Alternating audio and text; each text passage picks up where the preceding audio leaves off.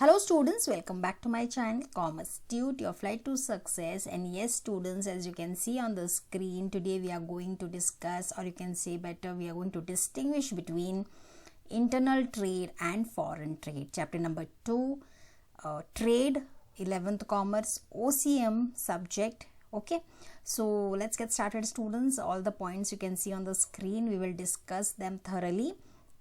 Points को मैंने highlight भी किया है which will help you to remember for a longer period of time as usual. So देर किस बात की है, चलिए शुरू करते हैं. Before going ahead, new people to my channel, kindly like, subscribe and share so the video is going to be very very useful. ठीक है, चलिए इसी अच्छे थॉट के साथ शुरू करते हैं students. Distinction between internal trade and foreign trade. ठीक है, so as I told you, draw 3 columns. Serial number तो बाय डिफॉल्ट आप लिखते ही हो, बट पॉइंट ऑफ डिफरेंस का लिखिए ज़रूर. ये मैं हमेशा हर डिस्टिंक्शन के वीडियोस में आपको बताती रहती हूँ. Why? Because it's very very important कि आप जो भी डिस्टिंक्शन कर रहे हो, पॉइंट तो पता हो कि कौन से बेसिस पर आप डिस्टिंक्शन कर रहे हो. ठीक है, तो चलिए the first point is geographic scope. Okay, internal trade and foreign trade. In case of internal trade, geographic scope है within the national boundaries of the home country. मतलब इंटरनली जो ट्रेड होता है within the national boundaries in our own country, it is called as internal trade. ठीक है, foreign trade as the word suggest itself students varies from national boundaries of 2 countries to the entire globe. मतलब जब कोई भी trade होता है between 2 different countries to the entire globe भी आप पकड़ के चलो तो उसको हम फॉरेन ट्रेड बोलते हैं. 2 देश जब साथ में आते हैं, जो बिजनेस जो ट्रेड वो करते हैं, तो obviously it is foreign trade. ठीक है, very simple. Let's quickly go two point number 2, operating style. अब इंटरनल ट्रेड और फॉरेन ट्रेड का ऑपरेटिंग स्टाइल कैसे है, किन किन डिपार्टमेंट्स में वो लोग ऑपरेट करते हैं and so on. In case of internal trade students, production, marketing और investment limited to home country. हमारे होम कंट्री में, हमारे देश के अंदर जो होता है, प्रोडक्शन, मार्केटिंग, इन्वेस्टमेंट लिमिटेड होता है हमारे होम कंट्री में, right. It's limited to this things. In case of foreign trade, operation spread to the entire globe. मतलब पूरे दुनिया में ऑपरेशंस होते हैं, स्प्रेडेड होते हैं in case of foreign trade.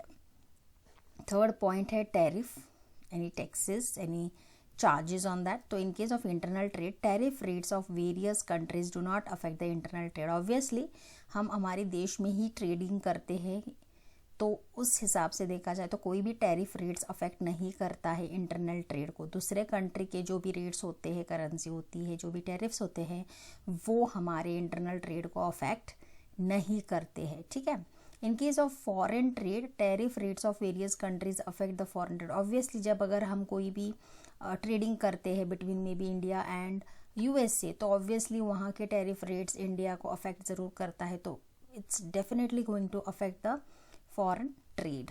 ठीक है, टैरिफ रेट्स. फोर्थ पॉइंट है हमारा foreign exchange rates. Now the exchange rate plays a very important role here.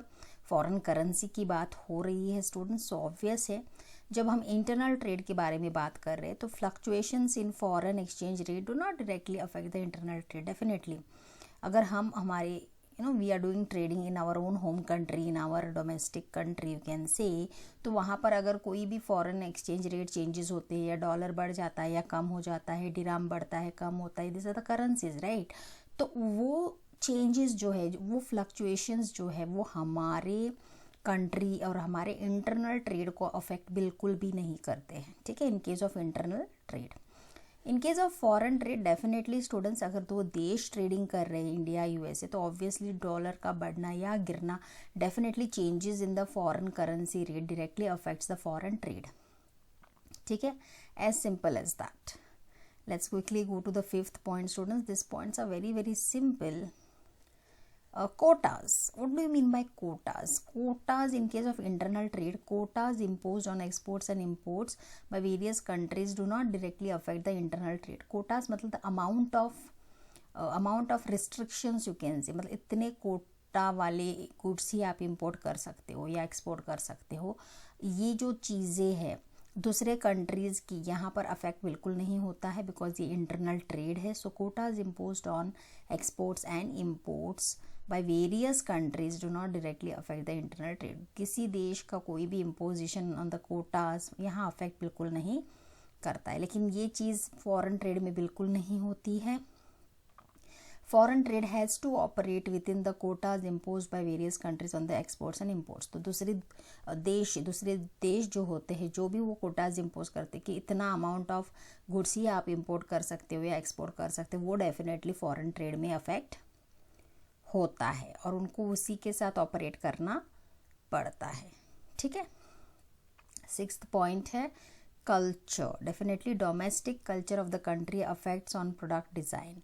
हमारी जो देश की जो कल्चर है, डोमेस्टिक कंट्री की जो कल्चर है, वो डेफिनेटली हमारे जो प्रोडक्ट्स होते हैं उसकी डिज़ाइन को डेफिनेटली अफेक्ट करते हैं. ठीक है. इंटरनल ट्रेड है ना, तो डेफिनेट है.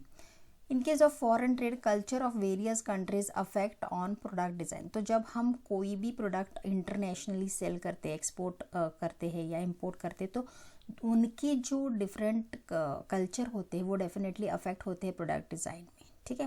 क्योंकि you can not design the product based on one particular country, क्योंकि दूसरे देशों में भी वो जाता है, वहाँ से यहाँ आता है, तो उस रिगार्ड्स के चलते culture definitely affects on the product design in case of foreign trade.